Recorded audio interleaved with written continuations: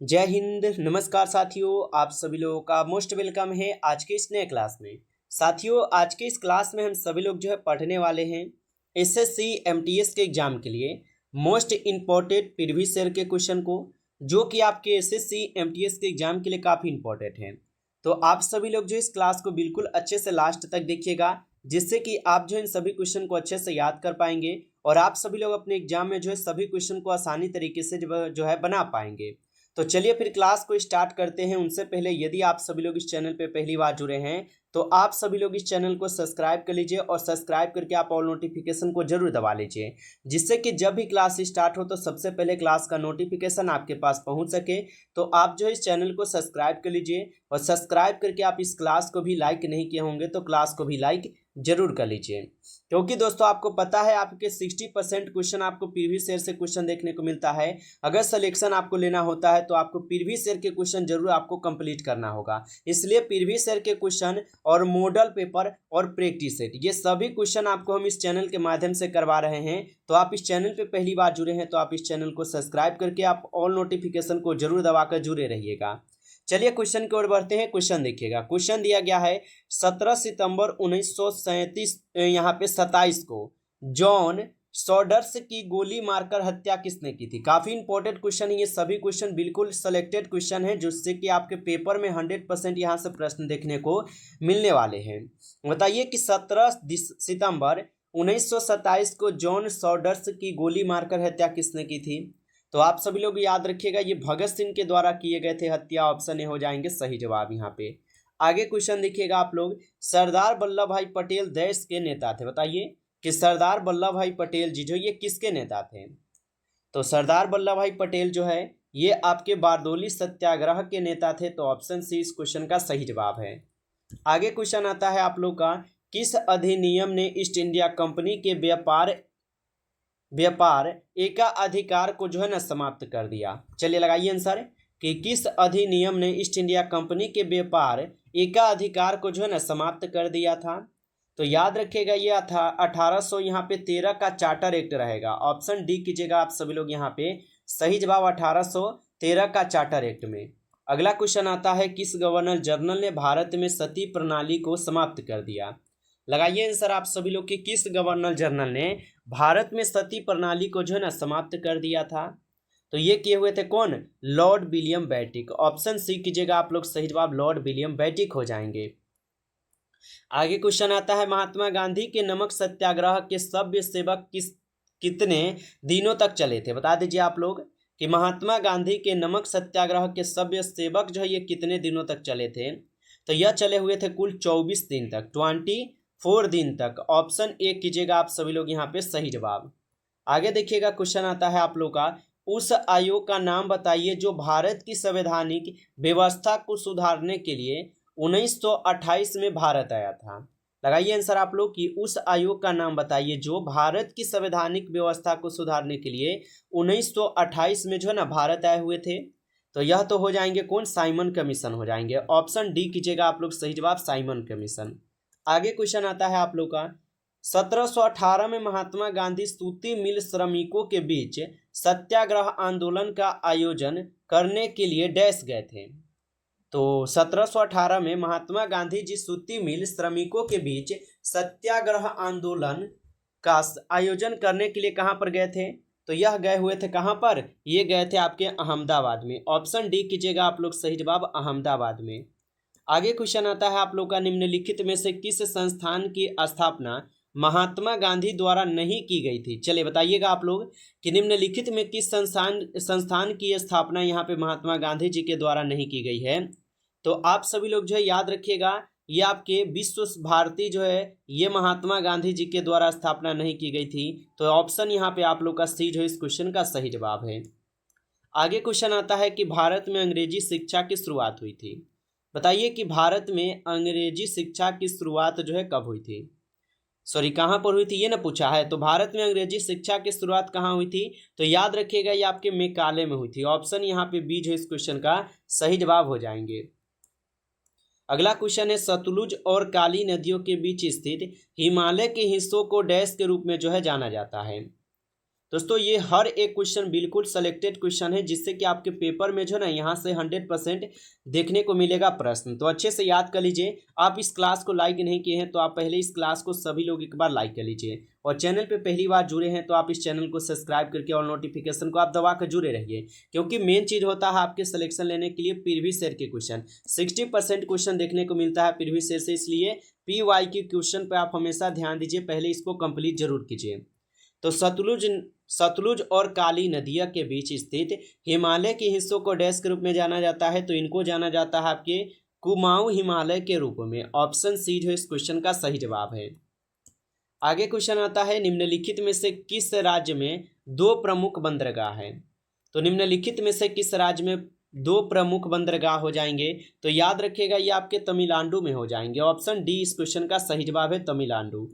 आगे क्वेश्चन आता है, समय के कारण घुमाऊं लूप नदी से कट जाता है और क्या है, छाडन झील बन जाती है, जिसे डैश झील भी कहा जाता है। तो उसे हम सभी लोग यहाँ पे गाखुर झील बोलते हैं, याद रखिएगा। आगे क्वेश्चन आता है कि चीन सागर में उष्णकटिबंधीय चक्रवातों का यहाँ पे नाम है। तो चीन सागर में उष्णकटिबंधीय चक्रवातों का यहाँ पे नाम क्या हो जाएंगे? तो आंधी हो जाएंगे। ऑप्शन डी कीजिएगा आप लोग, सही जवाब आंधी। आगे क्वेश्चन आता है कि बिश्नोई आंदोलन निम्नलिखित में से किसके खिलाफ जो है शुरू किया गया था? तो बिश्नोई आंदोलन निम्नलिखित में से किसके खिलाफ जो ये शुरू की गई थी? तो ये यहाँ पे पेड़ों की कटाई के खिलाफ जो ये शुरू की गई थी। ऑप्शन ए हो जाएंगे सही जवाब, पेड़ों की कटाई। आगे क्वेश्चन आता है कि प्रशांत महासागर को ला नीना कैसे प्रभावित करता है? तो प्रशांत महासागर को ला नीना कैसे प्रभावित करता है? तो ये ऊरा पानी के तापमान को कम करता है। ऑप्शन बी इस क्वेश्चन का सही जवाब है। आगे क्वेश्चन देखिएगा आप लोग, निम्नलिखित में से कौन सा एक प्रकार का यहाँ पे कोयला नहीं है? बताइए यहाँ पे कौन है जो कि एक प्रकार का कोयला नहीं होगा? तो यहाँ पे आप लोग का सही जवाब हो जाएंगे, ऑप्शन डी कीजिएगा, साइड राइट जो है ये आप लोग का एक प्रकार का कोयला नहीं होता है। चलिए अगला क्वेश्चन आप लोग देखिएगा, निम्नलिखित में से कौन पृथ्वी के वायुमंडल में प्राथमिक ग्रीन हाउस गैस नहीं है? तो निम्नलिखित में से कौन पृथ्वी के वायुमंडल में प्राथमिक ग्रीन हाउस गैस नहीं है? तो याद रखिएगा यह हो जाएगा कौन? हाइड्रोजन। ऑप्शन डी इस क्वेश्चन का सही जवाब है, हाइड्रोजन। आगे क्वेश्चन आता है, निम्नलिखित में से कौन सा यहाँ पे लहासा लद्दाख से जोड़ता है? तो निम्नलिखित में से कौन सा यहाँ पे लहासा लद्दाख से जोड़ता है? तो याद रखिएगा यह कौन हो जाएंगे? ये हो जाएंगे लनक ला। ऑप्शन ए कीजिएगा आप सभी लोग, यहाँ पे सही जवाब लनक ला हो जाएगा। अगला क्वेश्चन है आप लोग का, निम्नलिखित में से कौन सा अनुच्छेद भारतीय संविधान में भारत का राष्ट्रपति होगा कहा गया है? बताइए आप सभी लोग कि निम्नलिखित में से कौन से अनुच्छेद में यानी कि कौन से आर्टिकल में संविधान में यानी कि भारतीय संविधान में कहा गया कि राष्ट्रपति होगा? तो आप लोग बताइएगा आप लोग किस में होगा? तो याद रखिएगा आर्टिकल 55 में हो जाएगा। ऑप्शन डी इस क्वेश्चन का जो है बिल्कुल ही नहीं, आर्टिकल 55 नहीं होगा, आर्टिकल 52 हो जाएगा। ठीक है, ऑप्शन ए कीजिएगा, आर्टिकल 52 ही होगा। अगला क्वेश्चन है आप लोग का, निम्नलिखित में से किस स्थानीय हवा को डॉक्टर वीड भी कहा जाता है? तो किस स्थानीय हवा को डॉक्टर वीड भी कहा जाता है? ये कहे जाते हैं हर्मटन को कहे जाते हैं। ऑप्शन ए कीजिएगा सही जवाब। आगे क्वेश्चन आता है कि लाइसेज फेयर अर्थव्यवस्था के किस रूप से संबंधित है? तो लाइसेज फेयर अर्थव्यवस्था के किस रूप से संबंधित है? तो ये संबंधित है पूंजीवादी अर्थव्यवस्था से। ऑप्शन बी कीजिएगा आप लोग सही जवाब। आगे क्वेश्चन है कि निम्नलिखित में से कौन सा अनुच्छेद अंतर्राष्ट्रीय शांति और सुरक्षा को बढ़ावा देना बताता है? तो निम्नलिखित में से कौन सा अनुच्छेद अंतर्राष्ट्रीय शांति और सुरक्षा को बढ़ावा देना बताता है? तो ये बताते हैं कौन? ये बताते हैं आपके आर्टिकल 51। ऑप्शन डी कीजिएगा आप लोग, यहाँ पे सही जवाब आर्टिकल 51 होगा।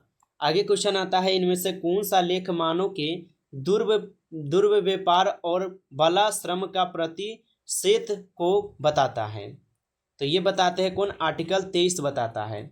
आगे क्वेश्चन आता है आप लोग का, भारतीय संविधान में कितने प्रकार के प्रदेश है? बताइए। तो भारतीय संविधान में कितने प्रकार के प्रदेश हो जाएंगे? तो इसमें हो जाएंगे 5 प्रकार के प्रदेश। ऑप्शन बी कीजिएगा सही जवाब।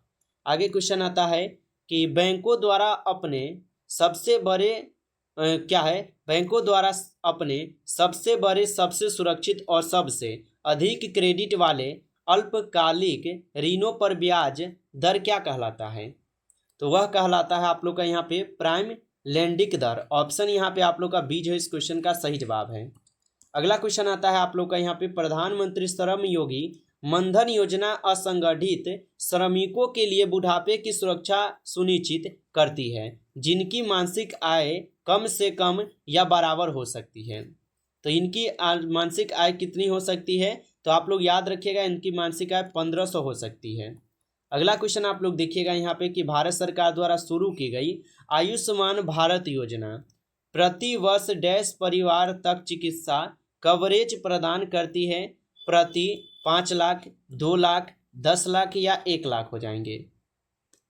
तो ये हो जाएंगे 5 लाख। ऑप्शन 1 कीजिएगा आप लोग, सही जवाब 5 लाख हो जाएंगे। आगे क्वेश्चन आता है, निम्नलिखित में से किसको भी प्रच्छन्न बेरोजगारी माना जाता है? तो निम्नलिखित में से किसको जो यहाँ पे प्रच्छन्न बेरोजगारी माना जाता है? तो ये माने जाते हैं किसको? अल्प रोजगार को। ऑप्शन ए जो है इस क्वेश्चन का सही जवाब है, अल्प रोजगार को माने जाते हैं, याद रखिएगा। आगे क्वेश्चन दिया गया है, निम्नलिखित में से कौन भारत में मौद्रिक नीति का घटक नहीं है? तो निम्नलिखित में से कौन जो है यहाँ पे भारत में मौद्रिक नीति का घटक नहीं है? तो सार्वजनिक ऋण हो जाएगा। ऑप्शन डी इस क्वेश्चन का बिल्कुल सही जवाब है, सार्वजनिक ऋण। आगे क्वेश्चन आता है, मनरेगा की शुरुआत किस पंचवर्षीय योजना में की गई थी? तो मनरेगा की शुरुआत किस पंचवर्षीय योजना में की गई थी? तो यह किए गए थे किसमें? 10वीं पंचवर्षीय योजना में। ऑप्शन डी कीजिएगा आप लोग, सही जवाब 10वीं पंचवर्षीय योजना में। आगे क्वेश्चन आता है, निम्नलिखित में से कौन सा सूक्ष्म अर्थशास्त्रीय चर का यहाँ पे एक उदाहरण हो जाएगा? तो निम्नलिखित में से कौन सूक्ष्म अर्थशास्त्रीय चर का यहाँ पे एक उदाहरण है? तो याद रखिएगा, उपभोक्ता का यहाँ पे संतुलन हो जाएगा। ऑप्शन डी कीजिएगा सही जवाब। आगे क्वेश्चन है कि वर्तमान भारतीय मौद्रिक प्रणाली पर आधारित है। तो वर्तमान भारतीय मौद्रिक प्रणाली पर आधारित हो जाएंगे, तो ये किस पर हो जाएंगे? निम्नतम रिजर्व्स सिस्टम पर है। ऑप्शन डी इस क्वेश्चन का सही जवाब है। चलिए आगे देखिएगा, क्वेश्चन है आप लोग का कि अर्थशास्त्र वह है जो उसे होना चाहिए, यह कथन संदर्भित करता है। तो अर्थशास्त्र वह है जो उसे होना चाहिए, और यह कथन किसने कहा या किसने कही है? तो ये नियामक अर्थशास्त्र के द्वारा कहे गए थे। ऑप्शन ए हो जाएंगे सही जवाब। आगे क्वेश्चन आता है आप लोग का कि काली क्रांति किससे संबंधित है? तो काली क्रांति किससे संबंधित है? कच्चे तेल का उत्पादन से जो है संबंधित है काली क्रांति। ऑप्शन सी इस क्वेश्चन का सही जवाब है। आगे क्वेश्चन आता है, किसी भी देश के आर्थिक विकास का सबसे अच्छा संकेतक डैश है? तो किसी भी देश के आर्थिक विकास का सबसे अच्छा यहाँ पे संकेतक जो कौन हो जाएंगे? तो ये हो जाएंगे आपके प्रति व्यक्ति आय। ऑप्शन ए जो है इस क्वेश्चन का यहाँ पे बिल्कुल सही जवाब है, प्रति व्यक्ति आय हो जाएंगे। अगला क्वेश्चन आता है आप सभी लोग का यहाँ पे 38 क्वेश्चन है कि निम्नलिखित में से किस वर्ष में अंत्योदय अन्न योजना शुरू की गई थी? तो निम्नलिखित में से किस वर्ष में अंत्योदय अन्न योजना जो शुरू की गई थी? तो ये शुरू की गई थी 2000 ईस्वी में। ऑप्शन ए जो इस क्वेश्चन का सही जवाब है।